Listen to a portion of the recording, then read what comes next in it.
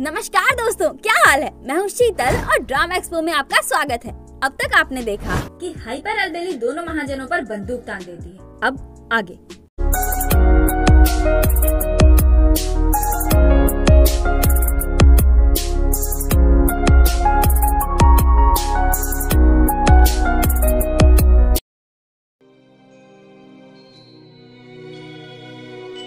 धूर्तिया car से निकलकर हुइग्युम की तरफ बढ़ने लगता है। हुइग्युम बोलती है वहीं रुक जाओ वरना गोली मार दूंगी। धूर्तिया बोलता है तुम मुझे मार पाओगी? हुइग्युम बोलती है तुम्हें क्या लगता है मैं नहीं कर सकती? धूर्तिया बोलता है तो मारो और आगे बढ़ने लगता है। हुइग्युम बोलती है मैंने कहा ना वहीं रुक जाओ और हवा में गोली चलाती है। तभी चैंगी कार से बाहर निकलकर हुइग्युम पर बंदूक तान देता है और बस हुइग्युम की बंदूक के निशाने पर अब चैंगी है। धूर्तिया बोलता है हम बस एक दूसरे का मुंह ताकते हुए ऐसे ही खड़े रहने वाले हैं क्या? और चैंगी से बंदूक लेकर हुइग्युम पर तान देता है, लेकिन अगले ही पल उसके निशाने पर चैंगी होता है। ये देखकर हुइग्युम हैरान और चैंगी की फटके चार। धूर्तिया चैंगी को जकड़कर उसके सिर पर बंदूक रखते हुए हुइग्युम से बोलता है मैं बिना पलक झपकाए ही किसी को भी मौत के घाट उतार सकता हूँ, इसीलिए अपनी गन नीचे करो। अब इसके पास कोई दूसरा चारा तो है नहीं, क्योंकि ये हाइपर होने के साथ साथ जज्बाती भी है और क्योंकि अब चैंगी भी गिड़गिड़ाते हुए इसे अपनी जान की भीख मांग रहा है, तो ये इमोशनल फूल अपना गन कार पर रख देती है। अबे येड़ी, अभी कुछ ही देर पहले इसी बंदे ने तुझ पर बंदूक तानी थी और अब तू इसे ही बचाने में लगी है। मैं चाहे ये करूं, मैं चाहे वो करूं, मेरी मर्जी। कोरियन ड्रामास के अच्छे भले और मेन कैरेक्टर्स भी इंडियन ड्रामास के कैरेक्टर से कम है क्या? धूर्तिया तो जज्बाती या इमोशनल फूल है नहीं, इसीलिए वो बोलता है तुम्हें मुझ पर गोली चला देनी चाहिए थी हुइग्युम। तुमने ही कहा था ना कि अगली बार जब तुम मुझसे मिलोगी तो मुझे अरेस्ट करोगी, और उस पर बंदूक तान देता है। लेकिन तभी वहाँ पर एंट्री होती है अपनी धन्नो की, जिसमें ऑब्वियसली अपना चिंदी लौंडा और भला मानुस बैठे हैं, जिन्हें देखकर धूर्तिया चैंगी को वहीं छोड़कर भाग जाता है और धन्नो उसके पीछे लग जाती है और अपनी हाइपर अलबेली चैंगी को मारकर बेहोश कर देती है। और इसी के साथ इनकी नॉट सो फ्रेंडली चूहे बिल्ली वाली भागम भाग शुरू। दौड़ा दौड़ा भागा भागा सा नहीं, दौड़ा दौड़ा भागा भागा सा। No God! बट अनफॉर्चुनेटली धूर्तिया हमारे धुरंधरों को चकमा देकर भाग जाता है। Oh shit, man! वो स्वैगर वोमनिया को कॉल करके बोलता है चीजें हाथ से बाहर हो गई है, इसलिए मुझे नहीं लगता कि मिलने वाली जगह पर मैं तुमसे मिल पाऊंगा। मेरे लिए पासपोर्ट और पैसे तैयार रखो, क्योंकि अब खतरा बढ़ गया है, इसलिए मैं भी फोकट में काम नहीं करूंगा। और पैसे और पासपोर्ट लेकर स्वैगर वोमनिया को उसी बिल्डिंग के पास बुलाता है जहाँ उसने इंस्पेक्टर ताक मिन सू और सैमसंग हो, और मेरा मतलब है सिम सांग हो का खून किया था। फिर फोन काटकर खुद पर ही हंसने लगता है, ये सोचते हुए कि मुसीबत के समय पर दिमाग में सबसे पहला ख्याल भी आया तो उसी जगह का। इधर अपने धुरंधर अभी भी धूर्तिया को ढूंढने में लगे हैं। ऑल्दो धूर्तिया ने इन्हें चकमा दे दिया है, पर फिर भी इन्होंने उसे ढूंढना नहीं छोड़ा है। लेकिन अब इनके सामने एक बहुत बड़ा सवाल खड़ा है। सामने दो रास्ते हैं और इन्हें नहीं पता है कि धूर्तिया किस तरफ गया है। तभी इन्हें सामने एक बोर्ड दिखता है जो उसी बिल्डिंग के एरिया का डायरेक्शन दिखा रहा होता है। ये देखकर सुयो समझ जाता है कि हो ना हो धूर्तिया वहीं गया है। उधर सौदे के अनुसार बिल्डिंग वाली जगह के पास धूर्तिया स्वैगर वोमनिया के आदमियों के साथ सामान की अदला बदली कर लेता है, पर जैसे ही स्वैगर वोमनिया को खबर मिलती है कि सामान मिल चुका है, वो उन्हें धूर्तिया को मारने का ऑर्डर दे देती है। फिर क्या था, वो लोग धूर्तिया की ओर बढ़ने लगते हैं। धूर्तिया तो है ही शातिर, ये समझ जाता है कि अब ये लोग इसकी लुटिया डुबोने वाले हैं, इसीलिए वो उन्हें रोकने के लिए एक बंदे को गोली मार देता है और स्वैगर वोमनिया को देने वाले बैग में आग लगा देता है। तभी हमारे धुरंधरों की टीम पुलिस फोर्स लेकर वहाँ पहुँच जाती है और धूर्तिया पैसों वाले बैग के साथ वहाँ से भाग जाता है। वो भागकर उसी बिल्डिंग के अंदर जाता है जहाँ उसने इंस्पेक्टर ताक मिन सू और सिम सांग हो का खून किया था और अपना चिंदी लौंडा उसके पीछे लगा होता है। बिल्डिंग के ऊपर पहुँचते ही वो कहीं छुप जाता है और सुयल उसे ढूंढने लगता है। तभी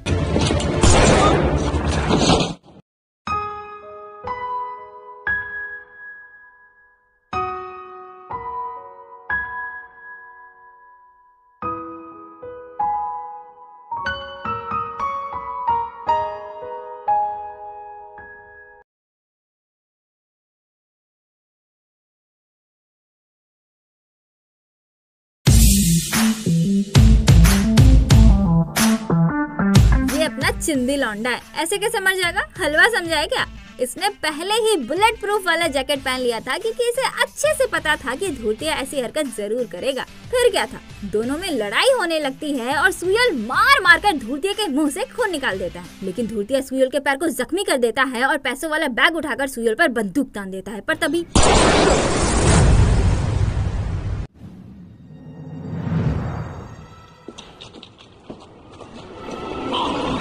सुयोल अपना पूरा दम लगाकर बैग को पकड़े हुए होता है ताकि धूर्तिया नीचे ना गिरे, पर बैग फटने लगता है और पैसे निकलकर गिरने लगते हैं। धूर्तिया गिर ना जाए इसलिए हुईग्यूम भी आकर उसे पकड़ लेती है, पर इस धूर्तिया को अपनी जान से ज्यादा इस बात की चिंता हो रही है कि सारे पैसे गिर रहे हैं।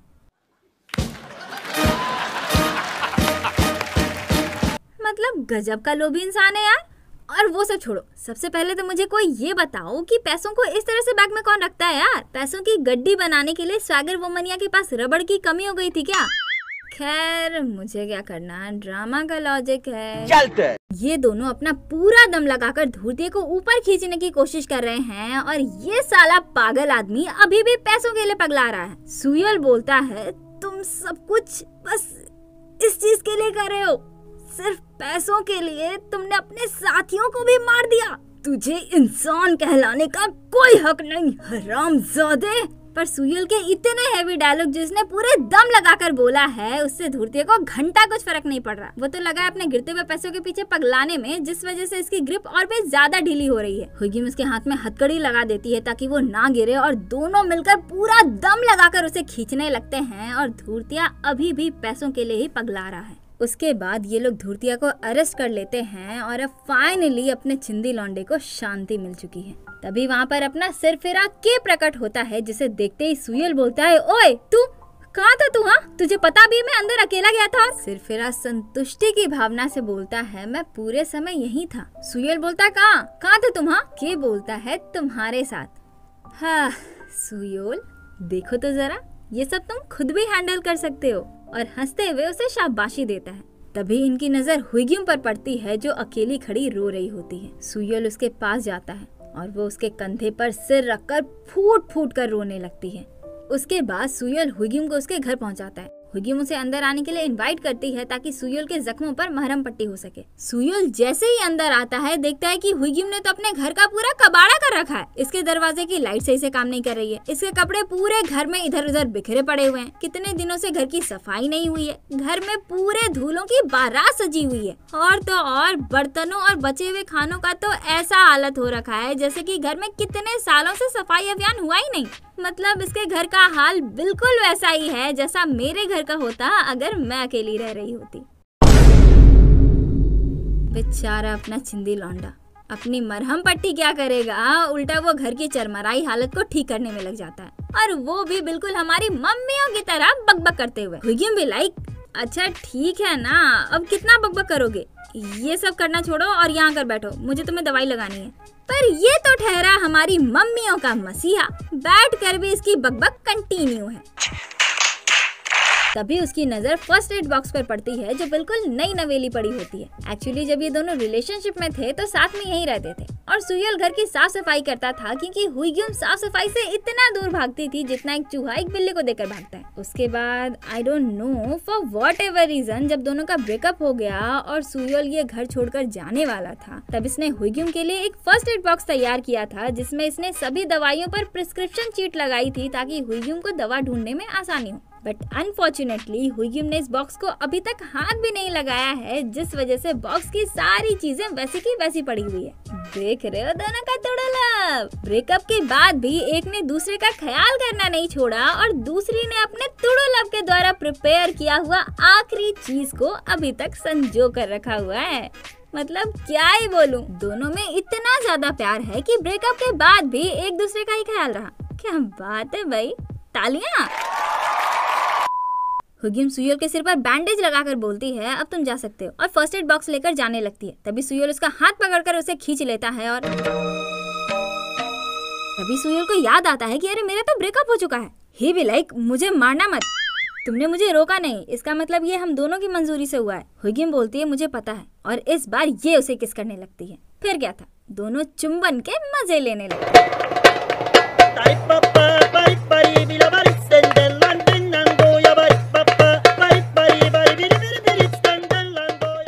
अगले दिन हेडक्वार्टर में अपना बाहुबली भला मानुस जो मॉनिटर रूम में है उसके लिए कॉफी लेकर आता है, और इन्वेस्टिगेशन रूम में चैंगी चैन की नींद सो रहा होता है। जेसियन बोलता है ये सो रहा है। ग्योंगते बोलता है मुझे लगता है अब ये फाइनली चैन की नींद ले रहा है, क्योंकि कुछ देर पहले पूछताछ करते वक्त अपने सारे गुनाह कबूल करने के बाद चैंगी के चेहरे पर हल्की सी सुकून भरी स्माइल थी, जैसे कि मानो इसके मन का सारा बोझ आज हल्का हो गया हो।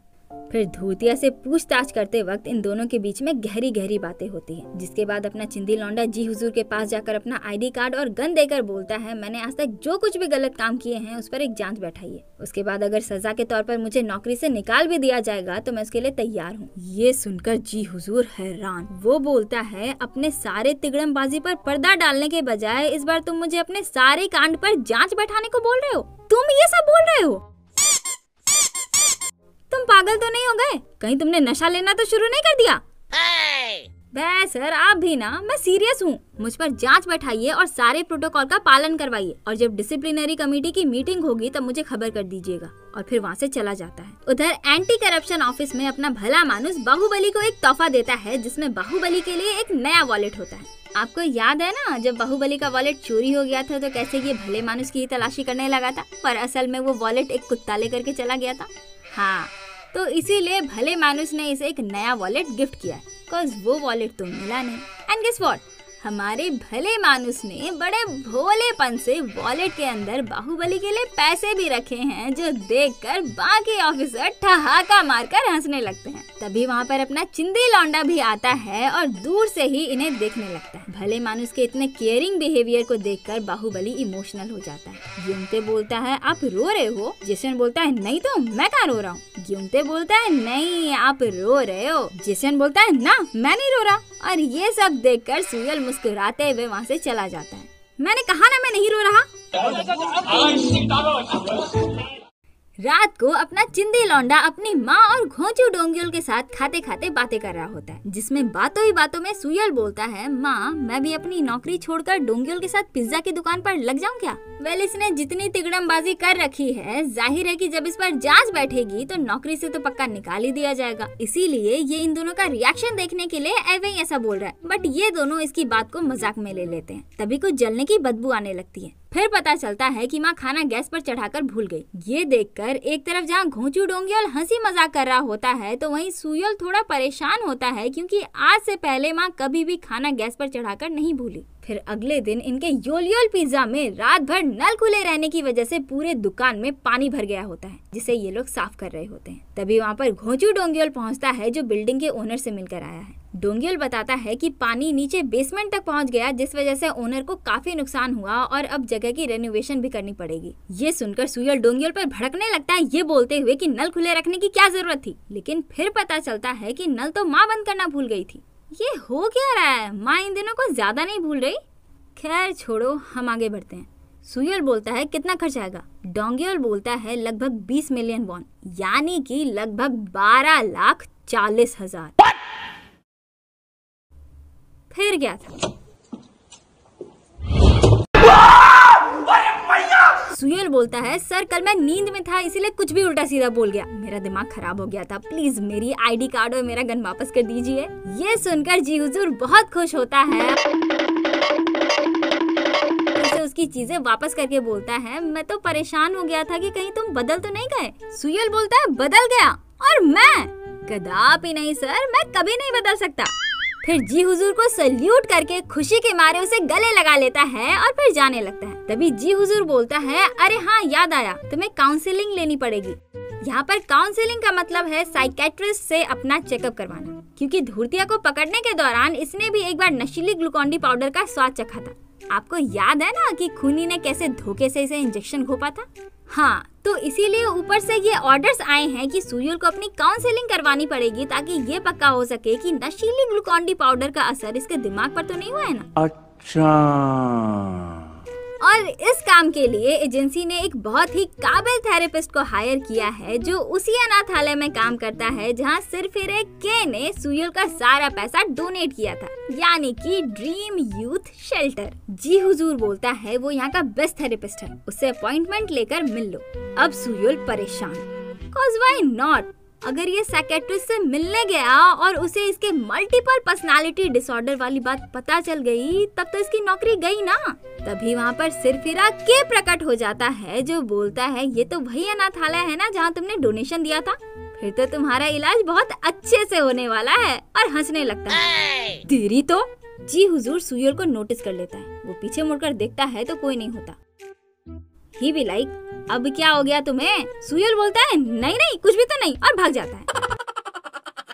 कल रात स्वागर बोमनिया ने धूतिये से डील करने के लिए अपनी जो गुंडों की टीम भेजी थी, उसका इंचार्ज या लीडर जो भी बोल लो, वो पुलिस से बचकर भाग गया था और आज इसकी फटी पड़ी है। और जाहिर सी बात है अब तो स्वागर बोमनिया इसे ही पकड़ेगी, क्योंकि ना ही ये ग्लूकोन-डी पाउडर लाने में कामयाब हो पाया, ना ही अपने आदमियों को बचाया, और तो और सारे पैसे भी गवा दिए। इसीलिए अब ये स्वागर बोमनिया से छिप रहा है और भागने के फिराक में, cause he knows कि स्वागर बोमनिया इसे कच्चा चबा जाएगी। But according to the non written rule of suspense thriller वाले जेनर का एनी ड्रामा, शो को इफेक्टिव और दमदार दिखाने के लिए नॉट सो इम्पोर्टेंट कैरेक्टर्स की जान लेनी ही पड़ती है। इसीलिए स्वागर बोमनिया उसे ढूंढ लेती है और अपना लॉलीपॉप खत्म करके उसी लॉलीपाइप से उसका राम नाम सत्य कर देती है। उधर खास आदमी को जिस पुलिस गाड़ी में बैठाकर जेल लेकर जाया जा रहा होता है, उसके अंदर बैठे सारे ऑफिसर्स को खास आदमी मार देता है और फिर स्वागर बोमनिया के द्वारा भेजी हुई कार में बैठकर चला जाता है। इधर अपना चिंदी लौंडा उसी काबिल साइकियाट्रिस्ट से मिलने के लिए ड्रीम यूथ शेल्टर पहुंचता है। इस इंसान को गौर से देखिए, बिल्कुल जूम करके, बिल्कुल अपने जहन में उतार लीजिए। इसे भूलने की गलती तो कतई मत कीजिएगा। और ऐसा मैं क्यों कह रही हूँ ये आपको आने वाले एपिसोड्स में पता चलेगा। तो फिलहाल के लिए आगे बढ़ते हैं। ये दोनों बैठकर बातें कर रहे होते हैं और अपना सिर फिरा काबिल साइकियाट्रिस्ट के अचीवमेंट्स एंड अवार्ड्स देख रहा होता है। इस साइकियाट्रिस्ट की एक आदत है कि इलाज करते वक्त ये अपने और अपने मरीज की सारी बातें कैमरे में रिकॉर्ड करता है। इसीलिए सुयोल पूछता है आप सारे सेशंस को ऐसे ही रिकॉर्ड करते हैं क्या? साइकियाट्रिस्ट बोलता है हाँ, रिकॉर्डिंग करने से मुझे अपने पेशेंट्स का इलाज करने में बहुत मदद मिलती है। इससे आपको कोई परेशानी नहीं होगी, आपको इसकी जल्दी आदत लग जाएगी। ये भी ठीक है। फिर वो पूछता है आप अपनी नींद अच्छे से पूरी कर पाते हो? सुयोल बोलता है कोरिया में कुछ ऑफिसर्स ही हैं जो अच्छे से अपनी नींद पूरी कर पाते हैं। ये सुनकर साइकियाट्रिस्ट मुस्कुराता है और बोलता है आपकी आंखें बहुत सुंदर हैं। हाँ? आपकी आंखें बहुत सुंदर हैं।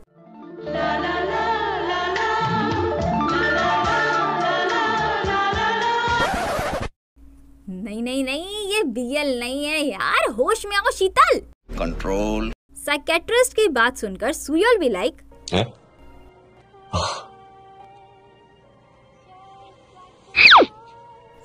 काबिल साइकियाट्रिस्ट नोटिस कर लेता है कि सुयोल उस तरफ देख रहा है, पर वो इस पर कुछ रिएक्ट नहीं करता और सुयोल से रैंडम सवाल करने लगता है, जैसे कि जब नशीली ग्लूकोन-डी पाउडर वाला इंजेक्शन आपको लगा तो आपको कैसा फील हुआ एंड ब्ला ब्ला ब्ला। और सुयोल भी बड़ी सावधानी से उसके सारे सवालों का जवाब दे रहा होता है, पर बार बार सिरफिरे की तरफ देख रहा होता है और साइकियाट्रिस्ट ये सारी चीजें नोटिस कर रहा होता है। इसीलिए आखिरकार वो पूछ ही लेता है कि आप बार बार इधर उधर क्यों देख रहे हो? यहाँ पर हमारे अलावा कोई तीसरा भी है क्या? ये सुनकर दोनों का दिमाग खराब। फिर सिचुएशन को संभालते हुए सुयोल बोलता है ना नहीं तो, और चाय पीने लगता है। साइकियाट्रिस्ट बोलता है आज के लिए सेशन यही खत्म करते हैं। सुयोल बोलता है आज के लिए? आप चाहते हैं कि मैं दोबारा यहाँ आऊँ? साइकियाट्रिस्ट बोलता है अगले सेशन में मैं आपसे आपके बचपन के बारे में बात करूंगा। ये सुनकर ये दोनों और भी ज्यादा परेशान।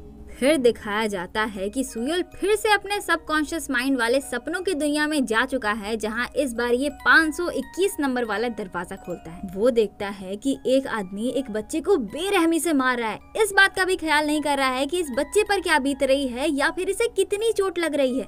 एंड यू नो व्हाट, ये बच्चा कोई और नहीं बल्कि छोटा सुयोल है। छोटा सुयोल वहाँ से निकलकर भाग जाता है। सुयोल भी उसके पीछे भागने लगता है। फिर धीरे धीरे खुद को ही छोटे सुयोल की जगह पर इमेजिन करके जैसे छोटा सुयोल डर के भाग रहा होता है, वैसे ही अब ये डर कर अपनी जान लगाकर भागने लगता है, जिस वजह से इसके दिल में बहुत दर्द होने लगता है और ये रुक जाता है।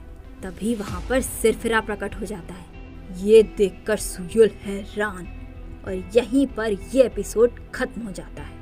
तो कैसा लगा ये एपिसोड? कमेंट करके जरूर बताइएगा। और हाँ, हमारे सोशल मीडिया अकाउंट्स को भी फॉलो कर लीजिए। अकाउंट्स का लिंक हमारे डिस्क्रिप्शन में भी है और साथ ही आपके स्क्रीन पर भी स्लैश हो रहा है। अब अगर ये वीडियो आपको अच्छी लगी तो एक लाइक कर दीजिए, अपने जैसे ड्रामा लवर दोस्तों के साथ इसे शेयर कर दीजिए और अगर आप इस चैनल पर नए हैं तो चैनल को सब्सक्राइब किए बिना बिल्कुल मत जाइएगा। तो आज के लिए बस इतना ही, मिलते हैं किसी और दिन किसी और वीडियो के साथ, तब तक के लिए अलविदा, जय हिंद।